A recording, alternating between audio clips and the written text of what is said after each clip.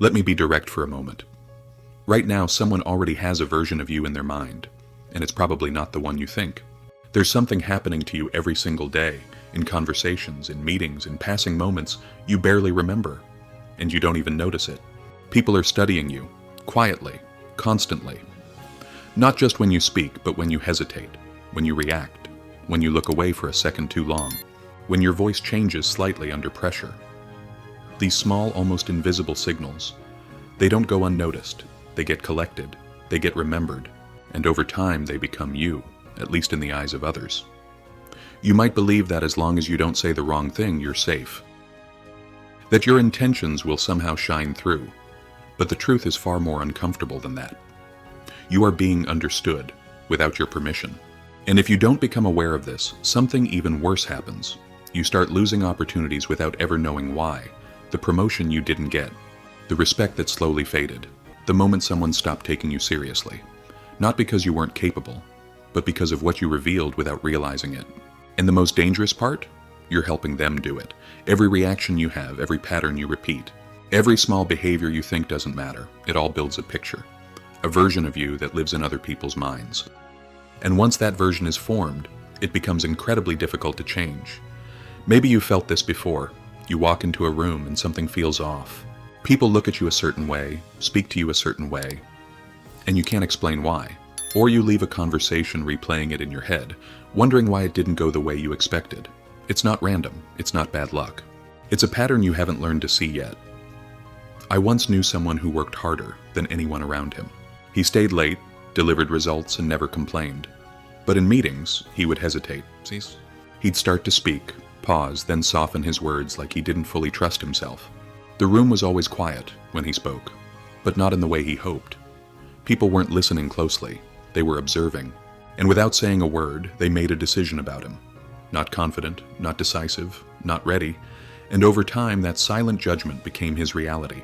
That's when it becomes clear. You are not judged by your intentions. You are judged by your patterns, and those patterns are always visible. In this video, you're going to start seeing what most people never notice. You'll recognize the signals you've been sending, the behaviors shaping how others perceive you, and how to take back control, without pretending, without forcing, without becoming someone you're not. Because this isn't about hiding who you are, it's about becoming aware of what you're showing. And once you see it, you can't unsee it. From this moment on, you'll begin to notice everything differently, in yourself, in others. In the subtle ways, people reveal more than they ever intend to. And you'll realize something most people never do. They've been completely exposed, their entire lives. But you don't have to be. Because the truth is, if you don't control what you show, someone else will decide who you are. So if there's someone in your life, a friend, a colleague, someone you care about, who you know is being misunderstood, overlooked, or held back by how they're perceived, share this video with them. It might be exactly what they need to finally see what's been holding them back, and start changing their life in a way they never thought possible. Chapter 1. You're being read before you speak. Before you say anything, people have already decided something about you. Let that sink in. Not after you explain yourself, not after you prove your value, but in the first few seconds, sometimes even before that. And most people go their entire lives without realizing this is happening. They think perception starts when they speak. It doesn't. It starts the moment they're seen. Your pace, your posture, your level of comfort in your own body, all of it begins communicating before you ever open your mouth. And here's where it gets uncomfortable. That silent communication is often more powerful than anything you say later. I want you to picture something. A room. Late afternoon. Soft noise in the background. People sitting around a table half-focused, waiting for the meeting to begin. Then the door opens. Someone walks in. No one turns dramatically. No one makes it obvious. But a few eyes lift. A few shoulders adjust. There's a shift. Small, almost invisible. That person hasn't said a word yet. But the room has already reacted. I saw this happen once in a way I couldn't ignore. There was a guy, Daniel. He walked in a few minutes late, calm, not rushed, not apologetic, just aware. He didn't try to draw attention. But somehow, attention followed him anyway. As he walked to his seat, one person stopped tapping their pen. Another leaned back slightly. Someone else glanced up, then kept looking a second longer than necessary. No one spoke, but something had already been decided. Daniel sat down, relaxed. No unnecessary movement, no tension in his face, just still. When he finally spoke, people listened, not because of what he said, but because of what they had already felt. Now here's the part most people miss. A few minutes later, someone else walked in. Same situation, also late, also quiet. But this time, nothing shifted. A couple of people didn't even look up. Someone kept scrolling on their phone. The room stayed exactly the same. That person sat down, adjusted their chair twice, glanced around quickly, then looked down. When they spoke, they had to repeat themselves. Same room, same timing. Completely different perception. Why? Because before either of them spoke, they had already been read. But here's what most people never question. What exactly are people reading? It's not something obvious, not something you can easily point to. It's the small things. The way you take up space, or don't. The way you pause, or rush. The way you look at people, or avoid them. Signals that feel insignificant to you, but are incredibly loud to others. And once those signals are picked up, they create a filter. Everything you say afterward gets interpreted through that filter. If you seem grounded, your words carry weight. If you seem unsure, even strong ideas can feel weak. Same sentence, different impact. And this is where people get stuck. They try to fix perception with words. They prepare more, speak more, explain more. But by the time they start talking, the lens is already in place, and if your presence doesn't match your message, people feel the mismatch instantly. Not consciously, but instinctively. Let me bring this closer to you. You probably had a moment where you walked into a situation, said something completely normal, and it just didn't land. No one reacted the way you expected. Or maybe you stayed quiet, thinking it was the right move, and later realized that silence cost you more than speaking would have. That wasn't random. That was perception already shaping the outcome before you even had a chance to influence it, and the frustrating part? You can't argue with a perception that was formed before words existed. You can only become aware of what created it, see? Because once you see that clearly, something shifts. You stop obsessing over saying the perfect thing. You stop trying to perform at the right moment. And you start paying attention to something far more important. How you show up, before anything is said. Not in a forced way. Not in a calculated way. But in a grounded, intentional way. You begin to notice your own patterns. The slight tension in your body when you're unsure. The way your eyes move when you're thinking. The way you either hold space or give it away. And as that awareness grows, so does your control. Not control over other people, but control over what you're silently communicating. Because the truth is, you are always communicating, even in stillness, even in silence. Even when you think nothing is happening, something is always being read. And once people start reading those patterns, they don't just see your actions. They start forming a version of who you are, and what happens when that version solidifies is what we need to talk about next. Chapter 2. They track your patterns, not your intentions. You believe people understand you based on what you mean. They don't. They understand you based on what you repeat, and once you see this clearly, it changes everything. Because intention is invisible, patterns are not. You can have the best intentions in the world. You can want to be seen as disciplined, confident, reliable, focused. But if your behavior doesn't repeat in a way that proves it, none of that matters. People don't follow your thoughts. They follow your patterns. And here's the part most people never question. They assume others are paying close attention to everything they do. In reality, it's the opposite. People don't watch everything. They notice what repeats. Let me show you what that looks like. There was someone I used to work with. Sharp, capable, always full of ideas. In conversations, he sounded impressive, clear, logical, confident even. But there was one small detail. He was always just a little late. Not dramatically late. Not enough to cause a scene. Just 5 minutes here. 10 minutes there. A slight delay on deadlines, a habit of saying, "I'll get it to you soon," and then delivering it a bit later than expected. Each moment felt small on its own. Easy to excuse, easy to ignore. But patterns don't work like that. They don't stay isolated, they stack. At first, people didn't say anything, then they started adjusting. Meetings began without him, expectations shifted, people stopped relying on his timing. And eventually, something invisible happened. The label formed. Unreliable. No one announced it, no one sat him down to explain it, but it was there. In how people responded to him, in how much they trusted his word. And the most interesting part, he didn't see it.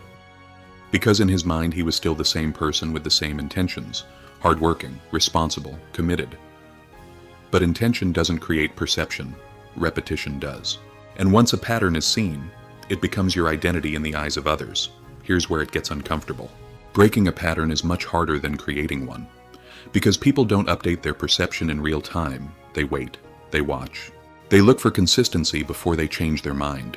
So even if you start showing up on time, even if you start doing everything right, the old pattern lingers, not because people are unfair, but because patterns build expectation, and expectation resists change. Think about that. Every time you repeat something, no matter how small, you're not just acting. You're training people how to see you. Let me bring this closer. You've probably had a moment where someone reacted to you in a way that didn't make sense. Maybe they doubted you when you were actually prepared. Maybe they didn't take you seriously when you were trying to be. And you wondered why.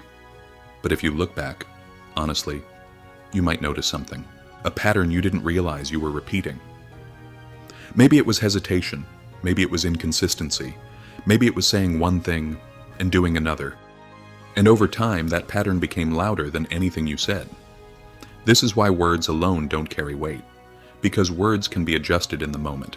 Patterns cannot. Patterns reveal what is stable, and people trust what is stable. Now here's something even deeper. Patterns don't just shape how others see you. They shape how you see yourself. If you constantly delay, you start identifying as someone who struggles with timing. If you often avoid difficult conversations, you begin to believe you're not that kind of person. And that internal identity reinforces the external pattern. It becomes a loop. You act a certain way. People respond to it. And that response strengthens the way you see yourself, until eventually it feels fixed. But it's not. It's just repeated. And what's repeated can be changed. But not the way most people try to change it. They focus on big, dramatic shifts. They try to be different overnight. That doesn't work. Because patterns aren't broken by intensity. They're broken by consistency in a new direction. Small shifts, repeated enough times to replace the old signal. But here's the challenge. Most people don't stay consistent long enough for others to notice. They change briefly, then fall back. And that only strengthens the original pattern. Because now people see inconsistency on top of it. So the real question is not, can you change? It's, can you repeat a new pattern long enough for people to believe it? Because belief doesn't come from one action. It comes from what they see over time. And once that belief shifts, everything changes. Trust, respect, opportunity, all of it follows the pattern. This is why awareness matters so much. Because if you're not aware of what you're repeating, you're shaping your identity without choosing it. And once others lock into that identity, they stop questioning it. They stop looking for new information. They simply expect you to behave the same way. And most of the time, you do. Not because you have to, but because the pattern is already there, and breaking it requires something most people avoid. Conscious effort, not once, but repeatedly, until it becomes the new default. Because in the end, people don't remember what you intended. They remember what you showed them, again and again. And once they start expecting it, they stop seeing anything else. Chapter 3. Your weakness leaks in micro moments. You don't reveal your weakness when everything falls apart. You reveal it in the seconds no one is supposed to notice. That pause before you answer. That slight shift in your posture. That flicker of hesitation in your eyes. Small moments, almost invisible, but not invisible enough. Because people aren't just listening to you, they're scanning you. Constantly. And micro moments are where the truth slips through.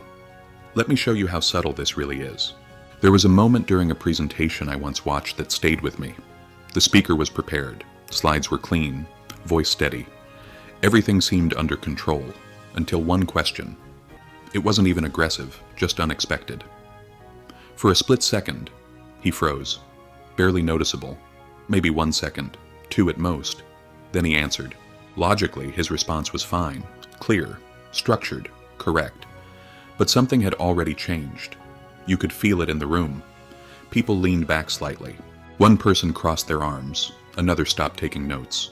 No one interrupted. No one challenged him directly. But the energy shifted. Because in that brief moment, something was revealed. Not in his words, in his reaction. That's the part most people don't understand. Your words can be managed. Your reactions expose you, and reactions happen too fast to fake. That's why micro-moments matter more than major events, because they show what's underneath the surface. Here's where it gets uncomfortable. You don't just have one of these moments. You repeat them. Every day, in conversations, in decisions, in pressure, and people don't remember each individual moment. They remember the pattern those moments create. Let's slow this down. Imagine you're asked a simple question, nothing difficult, something you know, but instead of answering directly, you hesitate, just a little. Maybe you overthink. Maybe you search for the perfect wording. That hesitation feels small to you, but to someone watching, it signals uncertainty. Now imagine that happens again, and again, and again. At some point, people stop seeing it as a moment. They start seeing it as who you are, uncertain, hesitant, not fully confident, not because it's true, but because it's repeated. This is how micro-moments build identity, not through intensity, through accumulation.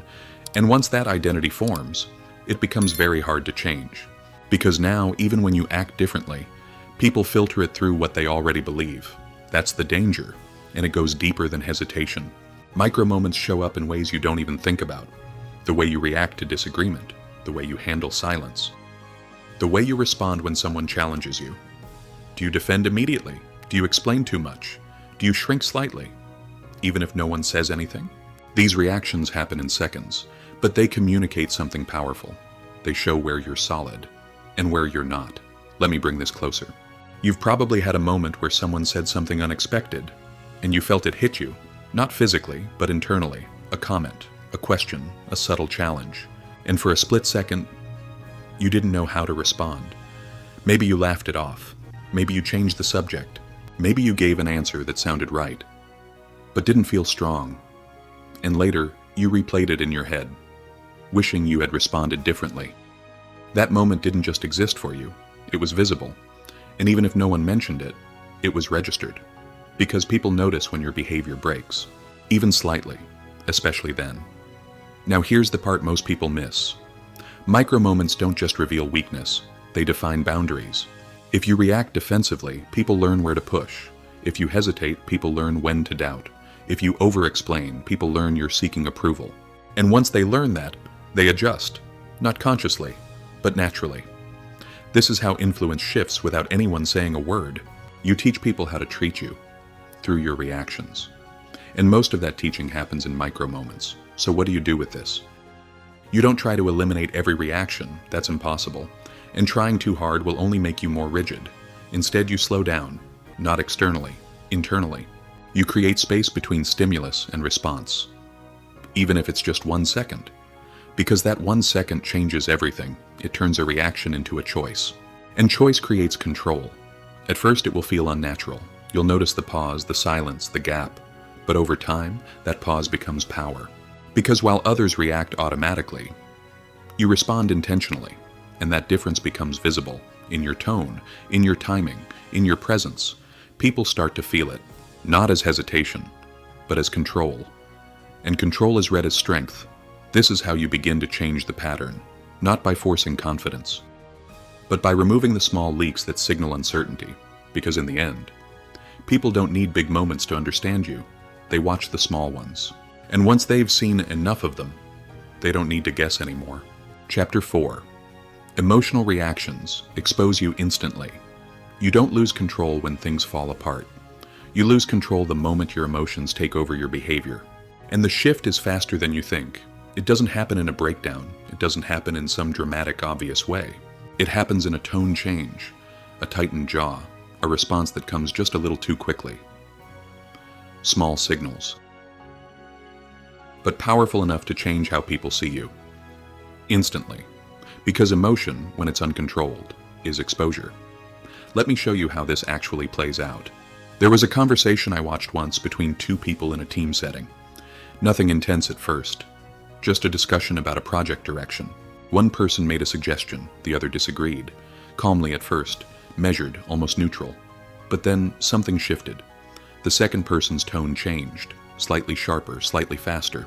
Not aggressive, not openly emotional, but enough. Enough for the room to feel it. The first person paused, just for a second, then responded more carefully. Others in the room became quieter, more reserved. No one said, That felt tense, but everyone adjusted, because emotion had entered the space. And once it's there, everything changes. This is what most people misunderstand. They think emotional reactions only matter when they're obvious: anger, frustration, defensiveness. But that's not where perception shifts. It shifts at the edge. In the moment your internal state starts leaking into your external behavior, that's when people begin to read you differently. Not as composed, but as reactive. And once that label starts forming, it's hard to reverse. Because reaction signals something deeper. It signals a loss of control, not control over others. Control over yourself. And when people sense that, even subtly, their behavior toward you changes. They become more cautious, or less respectful, or more willing to challenge you. Not because they decided to, but because they felt something shift. Let's bring this closer. You've probably had a moment where something small triggered you. A comment that felt unnecessary, a tone that felt disrespectful, a situation that didn't go the way you expected. And before you had time to think, you reacted. Maybe your voice changed. Maybe you responded faster than usual.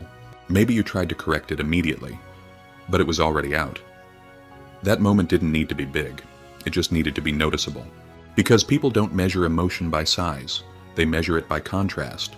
If you're calm, and suddenly you're not, that contrast becomes visible, and visibility creates interpretation. Now here's where it gets deeper. Emotional reactions don't just reveal how you feel. They reveal what controls you.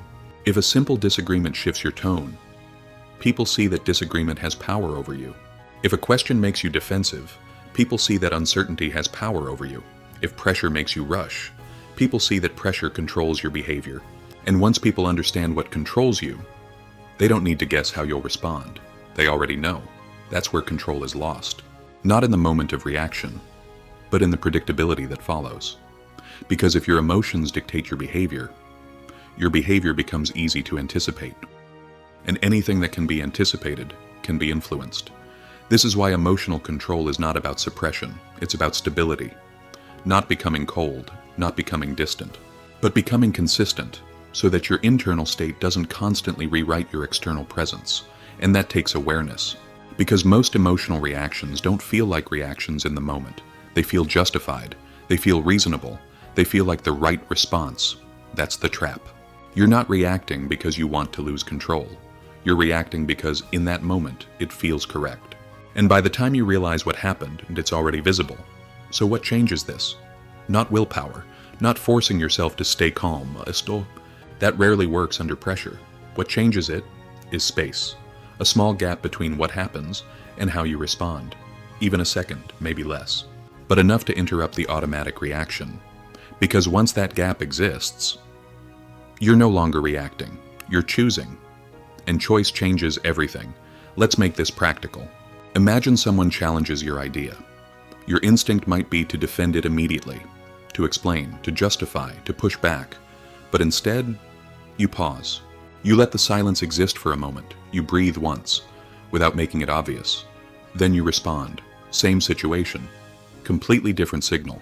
Now, instead of reacting, you're processing. Instead of defending, you're evaluating. And that shift is visible. People feel it. They don't label it consciously, but they respond to it. Because control, when it's real, doesn't need to be announced. It's sensed. And once people sense that you're not easily moved by pressure, their approach to you changes. They become more measured, more deliberate, more respectful. Not because you demanded it, but because your reactions no longer give them leverage. This is how emotional control becomes power, not loud, not obvious, but undeniable. Because when you don't react the way people expect, you become harder to read, harder to predict, harder to influence, and that changes the entire dynamic. But here's the part most people don't realize. Emotional control is not tested in big moments. It's tested in small ones. The quick comment, the unexpected tone, the slight disagreement.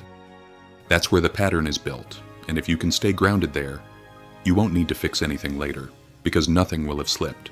And once that becomes your default, people stop looking for reactions because they stop finding them. And when that happens, you start holding the frame without saying a word. Chapter 5. Silence. The most misunderstood signal. Silence is never empty. It always says something. The question is, what is it saying about you? Most people think silence protects them, They believe that by saying less, they reveal less. That if they stay quiet, they avoid judgment, avoid mistakes, avoid being exposed. But silence doesn't remove you from perception. It defines you within it. And depending on how you use it, silence can either elevate your presence or erase it completely. Let me show you what that looks like. There was a moment in a group discussion I remember clearly. Several people were speaking, exchanging ideas, interrupting each other slightly, trying to make their points land. And in the middle of it all, there was one person who said nothing. Not once. At first, it didn't stand out. Then, as the conversation continued, people started glancing in his direction, waiting, expecting. He stayed silent. No fidgeting, no nervous movements, just still, observing. When he finally spoke, it was brief, clear, direct. And something shifted. People leaned in. Not because what he said was dramatically better, but because of the silence that came before it. Now compare that to another situation. Same setting, same kind of discussion. Another person stays silent. But this time, it feels different. They avoid eye contact. They look down. They adjust their posture repeatedly. Their silence feels like withdrawal, not control. When they finally speak, their voice is softer, less certain, and the room responds accordingly. Less attention, less engagement, less weight. Same behavior, different signal. That's the part most people don't understand. Silence is not neutral. It amplifies whatever is behind it, if there is clarity behind it.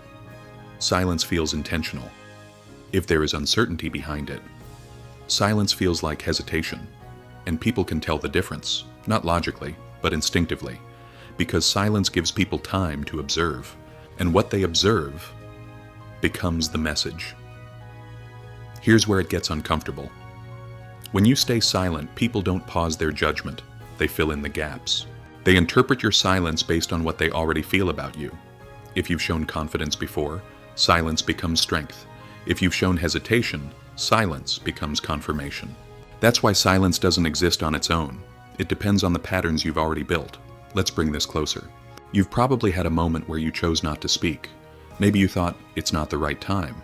Or, I don't need to add anything. Or maybe you just didn't feel ready. And later, you realized that moment mattered more than you expected. Someone else spoke instead. Someone else shaped the direction. And your silence became absence. Not because you weren't capable, but because you weren't visible. That's the risk of passive silence. It removes you from the moment. Not physically, but perceptually. And once that happens repeatedly, people stop expecting you to speak. They stop looking to you for input. Not because they decided you're not valuable, but because your pattern suggested you don't engage. Now here's the deeper layer. Silence doesn't just affect how others see you, it affects how you see yourself. Every time you hold back, you reinforce a certain identity. The one that waits, the one that hesitates, the one that stays just outside the center, and over time that becomes familiar, comfortable even. But comfort in this case comes at a cost, because the more you stay silent without intention, the harder it becomes to step forward when it matters. That's how silence turns from a choice into a limitation. But silence used correctly is one of the most powerful signals you have, not because it hides you, but because it focuses attention. When you don't speak constantly, when you don't fill every gap, when you allow space to exist, your presence becomes more defined. People start to notice when you do speak. They listen differently. Because you're not competing for attention, you're directing it, see? But this only works if your silence is controlled, not reactive, not driven by fear, but chosen. That means you're still engaged, still aware, still present in the moment, even when you're not speaking. Your eye contact stays steady, your posture remains grounded, your attention is visible. So your silence doesn't feel like withdrawal, it feels like restraint. And restraint signals control. Let's make this practical. Next time you're in a conversation, notice the urge to speak immediately, the instinct to fill space, to respond quickly. Instead, wait. Not long. Just enough to remove urgency. Then speak. That small delay changes the entire perception of your words. They feel more considered, more deliberate, more grounded. Now notice the opposite. If you're about to stay silent, ask yourself why. Is it because you've chosen not to speak, or because you're unsure? Because those two feel completely different to the people around you, and they respond accordingly. This is where silence becomes a tool, not something you fall into, but something you use to control pacing, to create emphasis, to hold presence without forcing it. And once you understand that, you stop treating silence as safety and start treating it as power. Because in the end, silence doesn't hide you, it reveals you more clearly than words ever could. And if you don't learn to control what it reveals, people will decide what it means for you without ever asking. Chapter 6. You're more predictable than you think. If someone watched you closely for a week, they could probably predict how you'd react in most situations. Not perfectly, not down to every detail, but enough. Enough to know when you'll hesitate, when you'll speak, when you'll stay silent, when you'll push back, and when you won't. And once someone can predict you, they don't just understand you, they gain leverage over you. That's the part most people never consider. Predictability doesn't feel dangerous. It feels normal, routine, habit, consistency. But there's a difference between being consistent and being predictable. Consistency builds trust. Predictability removes control. Let me show you what that looks like. There was a manager I once observed who had a strange advantage over his team. He wasn't louder. He wasn't more aggressive. He didn't dominate conversations. But he always seemed one step ahead. When someone presented an idea, he already knew who would defend it and who would hesitate. When a problem came up, he could tell exactly who would step forward and who would pull back. He didn't guess. He had watched long enough to recognize patterns. One employee always rushed to speak first, but would back down under pressure. Another stayed quiet, but only until someone else made a mistake, then stepped in confidently. Another avoided conflict completely, agreeing even when they didn't fully support the decision. None of this was obvious in isolation, but over time it became predictable, and once it became predictable, it became usable. The manager didn't control them directly. He didn't need to. He positioned situations knowing how they would react. He gave responsibility to those who avoided saying no. He challenged those who reacted emotionally. He waited for hesitation, then filled the space. Not manipulation in an obvious sense, but influence, built on predictability. Now here's the uncomfortable truth. This doesn't just happen in workplaces, it happens everywhere. In conversations, in relationships, in negotiations, in everyday interactions you don't even think about. People learn you, not all at once, but gradually. And once they've seen enough, they stop reacting to what you do in the moment. They respond based on what they expect you to do next. That's when control shifts, because if someone knows how you'll respond, they can shape the situation before you even act. Let's bring this closer. You've probably had moments where someone said something, and you reacted exactly the way they anticipated. Maybe they pushed just enough to trigger a response. Maybe they waited for you to hesitate, then took over. Maybe they relied on the fact that you wouldn't disagree openly, and afterward, you felt like you had played right into it. That feeling isn't random. It's the result of a pattern that has already been observed. Here's the key point. Predictability is built in small repetitions. The way you answer similar questions, the way you handle pressure, the way you respond to certain types of people. At first it feels like personality, just who you are. But over time it becomes a script. And scripts can be anticipated. Once your behavior becomes a script, you're no longer choosing in the moment. You're following a pattern that others can see more clearly than you can. That's where power is lost, not because someone is stronger than you, but because they can see your next move before you make it. Now, this doesn't mean you should become random. Unpredictable in a chaotic way creates confusion, not control. The goal is not to remove consistency. The goal is to remove automatic reactions. Because automatic reactions are what create predictability. When you always respond the same way to the same trigger, you become readable. And what is readable can be influenced. Let's make this practical. Imagine someone challenges you in a conversation. If you always defend immediately, they expect it. If you always withdraw, they expect that too. But what happens when you pause, when you don't respond the way they anticipated? That moment of uncertainty shifts the dynamic, because now they don't know what you'll do next, and uncertainty creates space. Space gives you control. This is where awareness becomes critical. You need to start noticing your own patterns, not the obvious ones, the subtle ones. When do you rush? When do you hesitate? When do you avoid? When do you over-explain? These are the moments that define your predictability, and once you see them, you can begin to interrupt them. Not dramatically, not all at once, but deliberately. A different pause, a different response, a different timing. Small variations that break the expectation. At first it will feel uncomfortable, because you're stepping outside of what's familiar, but that discomfort is a signal. It means you're no longer operating on autopilot, and over time, those small interruptions create a new pattern, one that is harder to read, harder to anticipate, harder to control. This is where real presence begins. Not in what you say, but in the fact that people can't easily predict how you'll respond. They have to pay attention, they have to engage, because they can't rely on a script anymore, and that changes everything. Because the moment people stop predicting you, they start respecting you. Not because you've said something different, but because you've become something different, less automatic, more intentional, more in control, and once that shift happens, you're no longer being moved by the situation. You're shaping it, even in silence, even in stillness, even before you speak. Chapter 7. If you don't define yourself, someone else will. If you don't decide who you are, someone else will do it for you. Not out loud. Not directly, but quietly, gradually. Through the way they interpret your actions and assign meaning to them. And once that definition settles in, it becomes very hard to change, because people don't constantly reassess you. They simplify you. They reduce you to a version that makes sense to them. Confident, uncertain, reliable, difficult, passive, strong. Not because these labels are fully accurate, but because they're consistent enough to feel true. And here's where it gets uncomfortable. Most of the time, you help them create that version without realizing it, through small behaviors, repeated patterns, subtle reactions, until eventually, the identity they see becomes the identity they expect, and expectation shapes everything. Let me show you how this actually forms. There was someone I once worked with who changed depending on who he was around.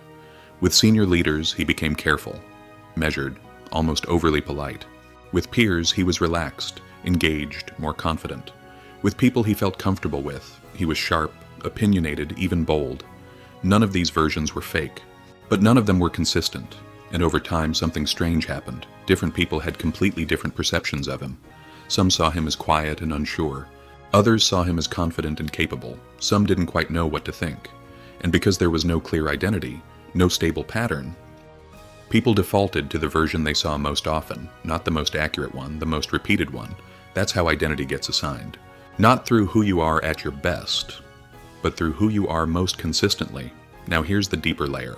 If your behavior changes too much depending on the situation, people don't see flexibility, they see instability, not consciously, but instinctively.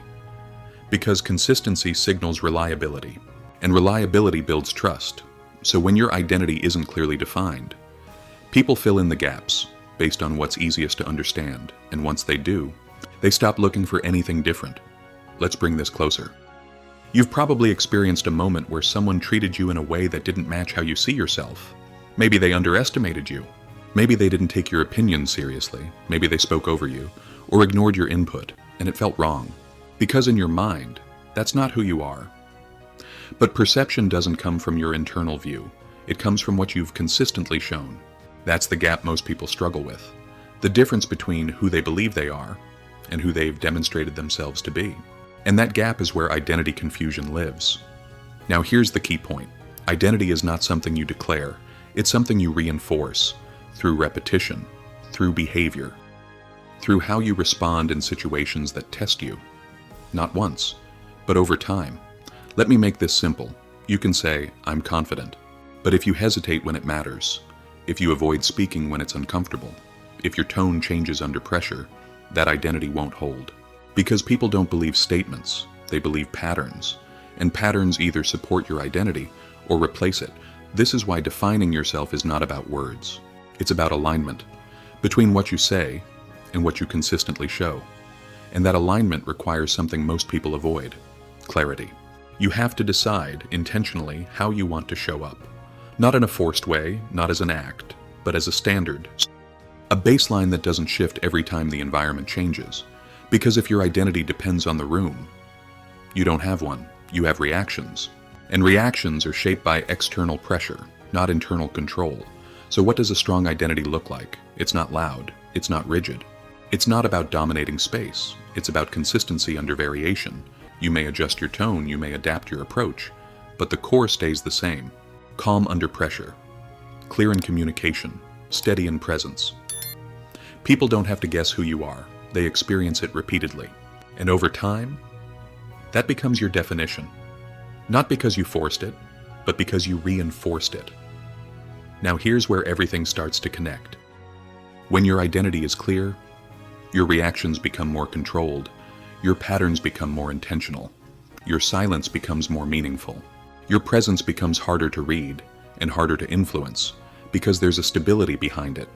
And stability creates trust, not just from others, but within yourself.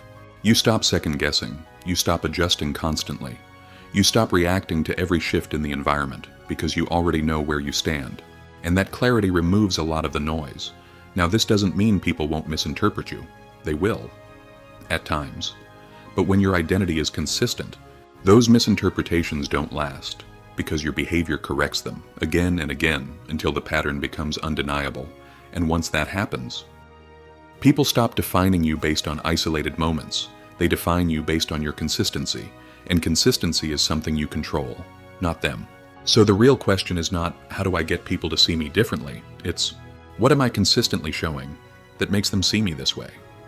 Because once you answer that honestly, you can start changing it, not through force, but through repetition, a new pattern, aligned with who you choose to be, and repeated long enough to replace the version that was never truly yours. Chapter 8. Control what you show, or live with what they see. At some point, everything comes down to this. You don't control what people think, but you do control what you show, and what you show is what they build their perception on. Not your intentions, not your explanations, not your potential, only what is visible.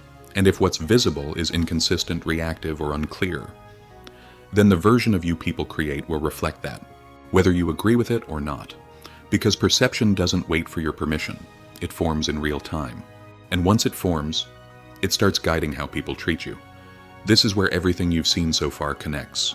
The way you enter a room, the patterns you repeat, the micro moments where you react, the silence you hold, the predictability in your behavior, the identity you reinforce. None of these exist separately. They stack, they reinforce each other until they create something solid, a version of you that people don't question, they expect. And once expectation takes over, you stop being evaluated moment to moment. You start being assumed. That's when change becomes difficult. Because now you're not just showing up. You're pushing against an established perception, and that requires more than effort. It requires consistency over time. Let me show you what this looks like in reality. There was someone I once observed who struggled with this without realizing it. Smart, capable, thoughtful, but inconsistent. Some days sharp and focused. Other days distracted, delayed, slightly off. In conversation, sometimes direct and clear. Other times hesitant, over-explaining, pulling back. Nothing extreme, nothing obviously wrong, but just enough variation to create uncertainty. And uncertainty became the defining trait. People didn't describe him as capable, they described him as unpredictable. Not in a powerful way, in a doubtful one. And once that label formed, everything changed. His strong moments were seen as exceptions. His weaker moments were seen as confirmation. Same actions, different interpretation. Because perception had already settled. Now here's the part most people don't realize. You don't need to be extreme to be misunderstood. You just need to be inconsistent. That's enough. Because inconsistency forces people to choose a narrative. And they usually choose the one that feels safest to assume. Not the one that gives you the most credit. That's why control matters. Not control in a rigid, forced sense, but control in awareness. You need to know what you're showing, not occasionally, consistently. Because every interaction adds to the pattern, and the pattern becomes the story. So how do you take control of that?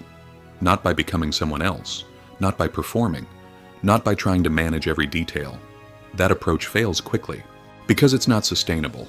Real control comes from alignment between what you want to be seen as and what you repeatedly show. That means simplifying. Instead of trying to fix everything, you focus on a few key signals, the way you respond under pressure, the way you hold silence, the way you follow through, and you make those consistent, not perfect, consistent, because consistency builds familiarity, and familiarity builds trust. Once people trust what they see, they stop questioning it, and that's where perception becomes stable. Now here's something deeper. Control is not about being rigid. It's about being intentional enough that your behavior doesn't shift randomly. You can still adapt, still adjust, still respond to different situations, but the core remains steady. That steadiness is what people anchor to, and once they have something to anchor to, their interpretation becomes clearer, more accurate, more aligned with who you actually are. But this only works if you accept something most people resist. You are always being seen, even when you think you're not, even in moments that feel insignificant, especially then, because those are the moments where patterns are built without effort. And effort is not what defines you, repetition is. So if you want to change how people see you, you don't start with what you say. You start with what you repeat, what you allow, what you reinforce, day after day, moment after moment, until it becomes natural, not forced, not calculated, just consistent. That's when control becomes effortless, because you're no longer thinking about every action. You've trained yourself into alignment. And alignment is what makes presence feel real, not constructed, not artificial, but grounded. And once people feel that, they stop questioning who you are. They start responding to it, without hesitation, without doubt. That's when doors open differently. Conversations shift, opportunities appear. Not because you asked for them, but because your presence made them possible. And here's the final truth. You don't get to control how quickly people update their perception of you, but you do control whether there's anything new to update. Because if nothing changes in what you showed, nothing changes in what they see. And if nothing changes in what they see, nothing changes in how they treat you. So the question is simple, not easy, but simple. Are you willing to take control of what you show? Or are you going to keep living with what they see? As you reach this point, something should feel different, not because you've learned something complicated, but because you've started to see something that was always there. Throughout this video, we didn't talk about tricks. We didn't focus on surface-level confidence or forced behaviors. We went deeper than that. You saw how people read you before you speak, how they track your patterns, not your intentions, how your weakest moments aren't loud. They leak through small, unnoticed reactions, how emotions, when unmanaged, shift how others respond to you instantly, how silence can either elevate your presence or quietly remove you from the moment, how predictability gives others the ability to anticipate and influence you, and how, if you don't define yourself clearly, others will do it for you, based on what you repeatedly show. And finally, you saw the truth that ties all of this together. You may not control what people think, but you always control what you show. And what you show, consistently, becomes who you are in their eyes. That's not meant to pressure you. It's meant to wake you up. Because once you see this clearly, you realize something powerful.